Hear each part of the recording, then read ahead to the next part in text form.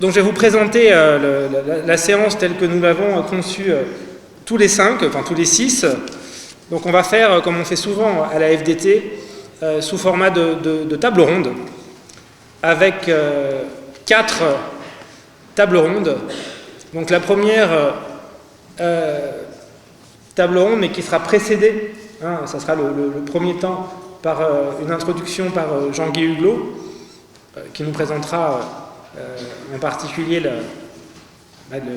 le sens de la jurisprudence et comment on est arrivé à la jurisprudence de la Chambre sociale, donc les arrêts de septembre 2023. Donc après l'introduction de Jean-Guy Huglot, on aura 4 tables rondes. Donc la première sur les sources et les fondements, avec toutes les questions de droit européen, les questions qui ont fait beaucoup débat, y compris dans la presse juridique, sur l'articulation entre la Constitution et le droit de l'Union européenne. Donc, première table ronde introduite par Sophie Robin-Olivier.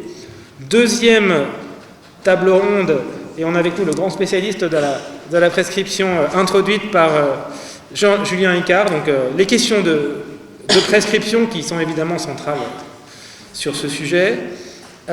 Troisième table ronde qui sera introduite par Alexandra Stocki sur la question du droit au report. Et enfin, la dernière table ronde introduite par Isabelle Tarot sur la réalité pratique de toutes ces évolutions, donc de la jurisprudence à la réalité pratique.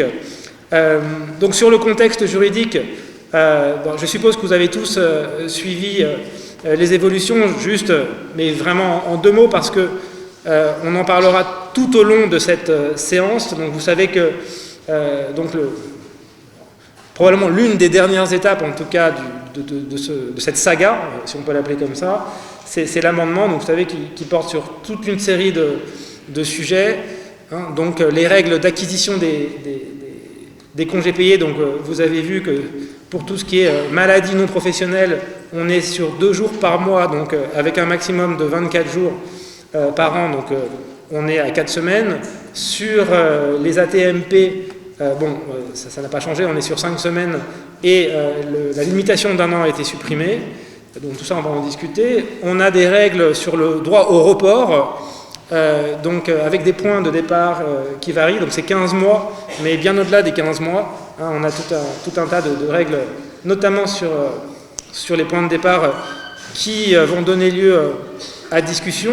On a aussi des règles de prescription. Donc Jean-Guy Huglot l'avait déjà plus ou moins annoncé lors d'une séance de la FDT Paris 1 il y a quelque temps, où Sophie Robin-Olivier était déjà là. Donc le point de départ, c'est 2009. C'est 2009, donc on peut remonter à 2009.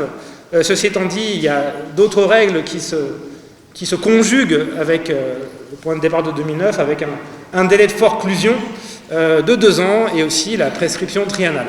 Enfin voilà, c'est toute une série de dispositifs techniques, mais la séance d'aujourd'hui ne vise absolument pas exclusivement à s'intéresser à l'amendement. Ce n'est pas l'objet de la séance d'aujourd'hui.